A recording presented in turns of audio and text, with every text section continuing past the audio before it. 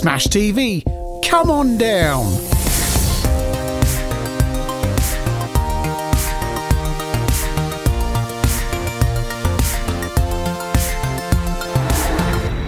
Well, if you play your cards right, you might find that this week on ChinnyVision we have a computer game based around a quiz show, but not as they usually are. Smash TV is a 1990 game by Williams, and thanks to the Xbox Vision for capturing the arcade machine, and we'll show that as well, showing it in later on in the video. And it's basically an update of Robotron 2084. Eugene Jarvis co-coded this, and he co-coded Robotron as well. Or did he do it on his own? I can't. Probably should look this stuff up. Can't remember. And the game is basically similar to, you remember Running Man with Arnold Schwarzenegger? It's similar to that. It's a game show where people go on and actually it's all physical violence and you could die, but there's fantastic prizes. The game was ported to the home systems by Probe. Well, most of the home systems. The SNES version we're going to look at later was coded by Beam Software. And we're starting off on the Sinclair Spectrum, and the reason we're picking that version is because I got this when Boots were clearing out all their 8-bit stock in, I'm going to say summer 1992 possibly, and I picked up this for, I think it was £3, full price version boxed, and also a copy of WWF Wrestling without a box that I keep in my Smash TV box for far less than that. And it's Probe, so what you get is one of those things where there's a 128k soundtrack on the title screen, but then no 1 to 8k sound in the game itself.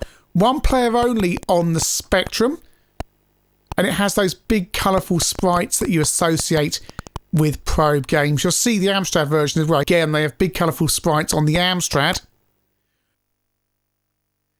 The Spectrum and Amstrad versions have essentially the same code, and what you find is there are basically 3 levels to the game, but on the Spectrum and Amstrad, levels 2 and 3 are the same. Same level layout, same baddies, same everything, presumably to save memory.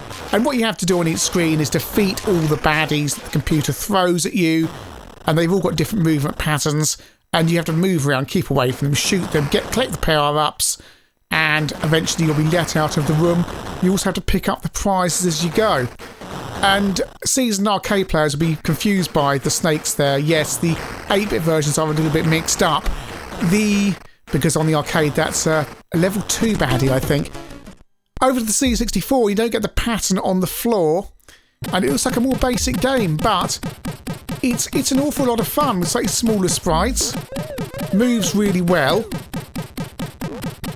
I don't know if you sometimes hear little bits of speech or it's just a sound effect when you hit certain baddies. I've never been sure about that. Pick up the prizes, and it says top things on top left-hand side, like a brand new VCR or a package of meat or something like that, or a holiday or a car. Your standard weapon has infinite shots, but the bonus weapons you pick up have a limited shots. So that's shown by the indicator on the top left there underneath the score. On this screen on the C64 and on all the versions, you get these little baddies that sit up the top who you need to take out because they will keep on shooting at you. Over to the Master System. And again, it is Probe. Master System, along with all the console versions and 16-bit versions, has 2 player modes. And it utilises, on this version, the 2 fire buttons, so one fire button fires forwards and one fires back. In the arcade, this is a twin-stick game, which really doesn't work at home, although some of these versions do support twin sticks, notably the 16-bit versions, but really, unless you're sitting at a table with the sticks stuck down, you know, you can't use 2 cheetah bugs or something at once, so it makes it a little bit difficult, or 2 joypads. It only works if you've got perhaps 2 zip sticks, which I did try actually.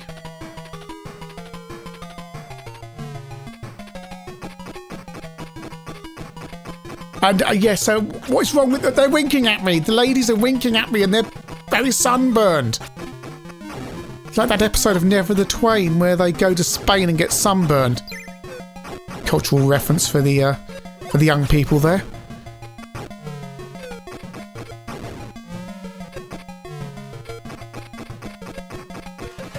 Sega Mega Drive.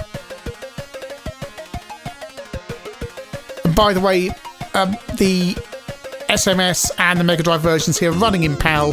So if you live in an NTSC territory and say this game's running slow and the graphics are crushed up, I know. But I can't do much about that because ChinnyVision's edited in 50 frames a second because we're based around UK machines. Total carnage! I love it! Look at this, it's lovely moving of the lighting grid between screens.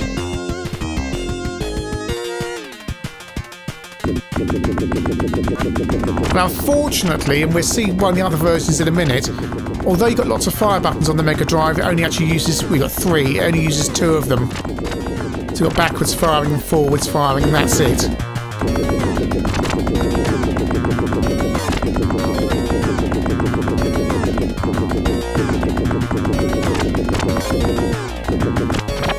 The curious thing of some of these versions is the graphics are smaller than the arcade version. The sprites. Over the Super Nintendo, and this version's ported by Beam Software. Presumably the same Beam Software who did Horace Goes Skiing. Unsurprisingly, the SNES sound is better than the Mega Drive, and it moves across far more smoothly as well. And it looks far closer to the arcade, doesn't it? Slightly bigger sprites.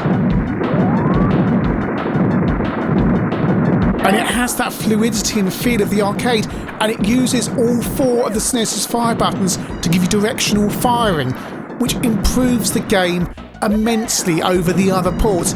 It's a complete game changer. Some of the versions you've got one fire button, you can only fire forward.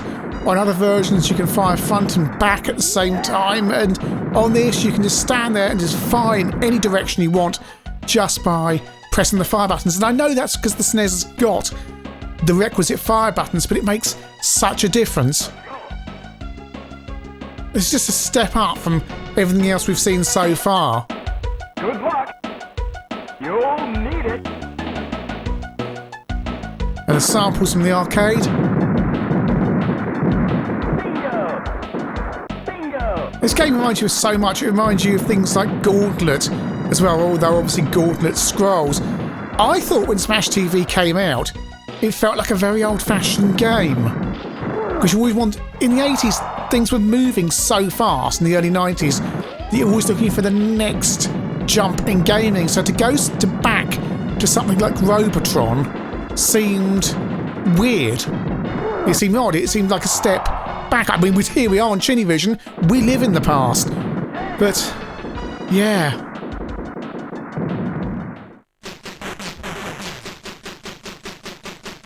Atari ST version, back on a Pro version, and no music at all when you're playing.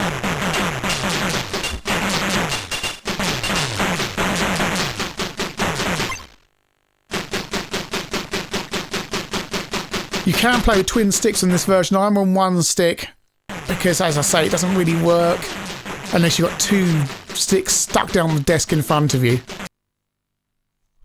So here we are on the Amiga, and you have samples at the beginning, but you go into the game, and it's silent again. Astonishing. On the 2 16-bit computer versions here, we have no music in the game. How incredibly lazy, when that music adds so much to the gameplay experience of this game. That low-level kind of thumping that helps the beat of the gameplay, and it's not here.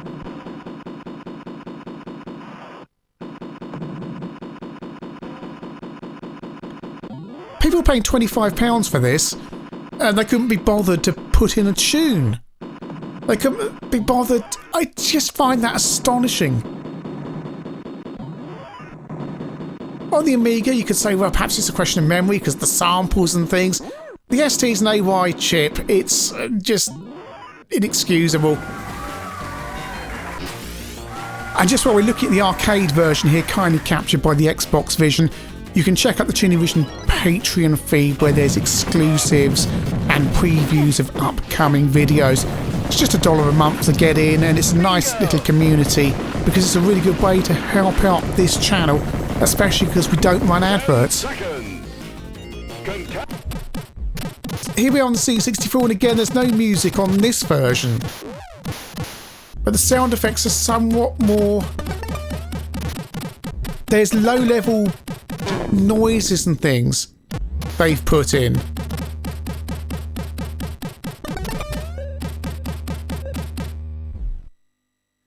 And this is the end of level 1 baddie. There are 3 levels. Mutoid Man, who is curiously similar to the quiz show host baddie at the end of level 3. You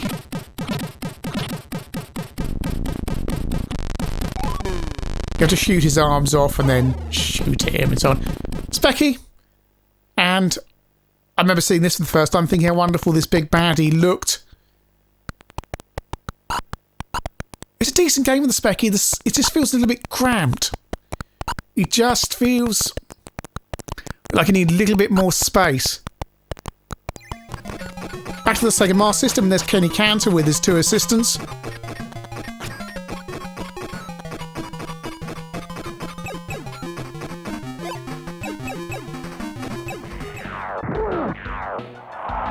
And again, this isn't the arcade.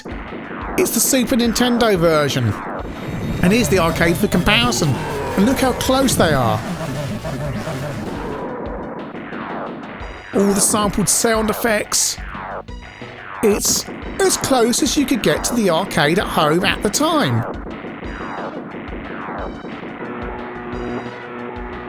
Even down to the execution effects when you get shot by the quiz show host. There, game over, and I don't have any cheats for the SNES version, so that's that. Yes, there is cheating going on now, because I can't really get much beyond the end of level 1 in any of these versions.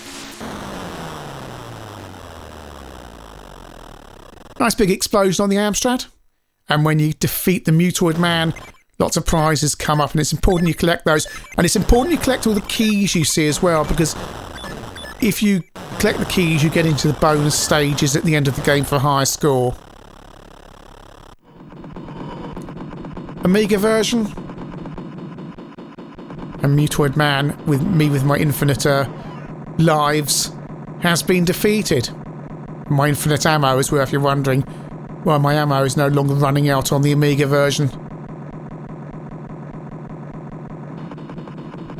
But I thought it would be good to see later into the game, because why not? And yes, why do they wear head protection when people are firing live ammunition at them? Mutoid Man is nearly defeated on the Spectrum. For its limitations, I do like the Specky version. They've got so much colour squeezed in here. It's a probe thing. It's games like Dan Dare 3, which I think's probe as well, that are really colourful and have these big explosions. They seem to have worked out how to do it without colour clash. And that lovely grid colouring in the background as well makes it look far more colourful than Specky actually is. But again, why is that 48k only sound in the game itself? It's bizarre. It's probe just skimping on all of these home computer versions. If the SNES people were sunburned, the character there is even more sunburned on the Specky. Get a little map of level 2, which is bigger, and as you go on, each level takes longer to complete. So, level 3, you really have to spend quite a lot of time on the screen, and you can take different routes through the game as well. Although, as I said earlier, the Spectrum and Amstrad versions have identical level 2s and 3s. You'll run through the same thing again. And here we are at level 2 on the C64, and if it's not obvious, I am cheating again because you can see I've got 9 lives, infinite lives, because we want to see a little bit further into this game.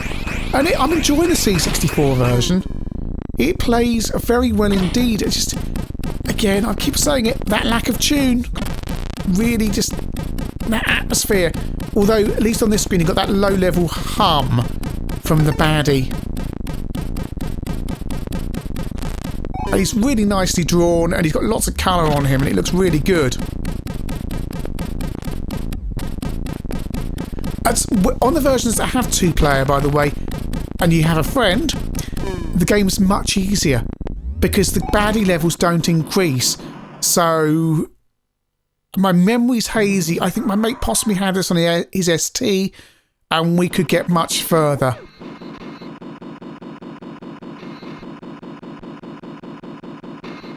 Graphics on the Amiga version are very nice on this level here, and the baddies don't half move quickly. Amstrad version, and as I say, it's essentially a reskinned Spectrum version, same code, same limitations, just with Mode 0 graphics here on the Amstrad with 16 colours.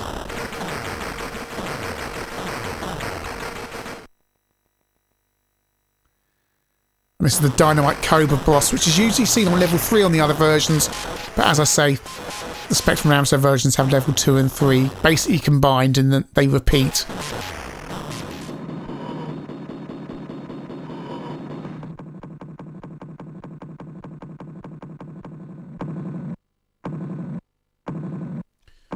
And level 2 on the Amiga, you defeat the baddie, and as you'll see, you think you've beaten him, and then he turns into this skull thing, as he is here on the Amstrad, and then you destroy him with lots of explosions.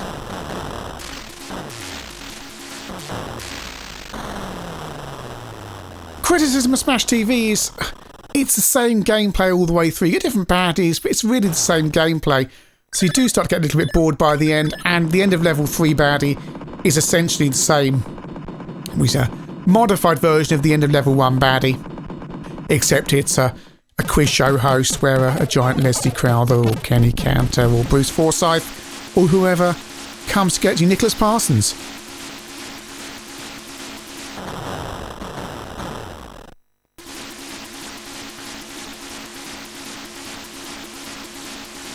Would you like a mink coat, Marjorie? And that's game over on the C64. And do we get a well done message?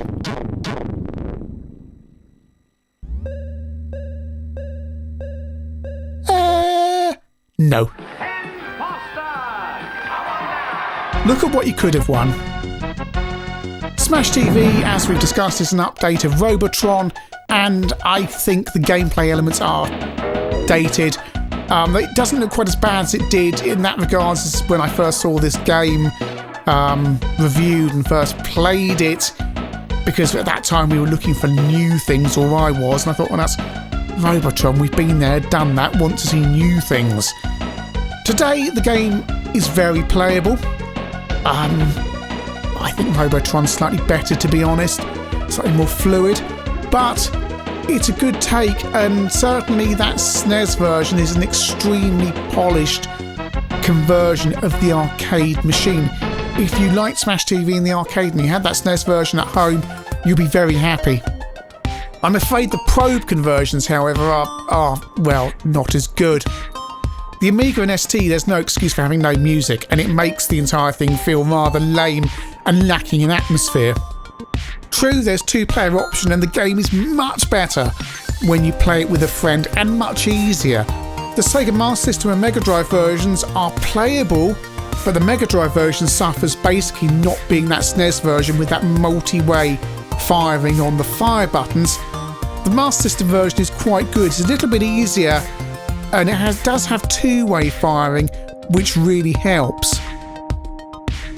The 8-bit home computer versions, the Spectrum version looks great actually. I really like the graphics, the colourfulness of it, even if the screen is slightly crushed down and cramped.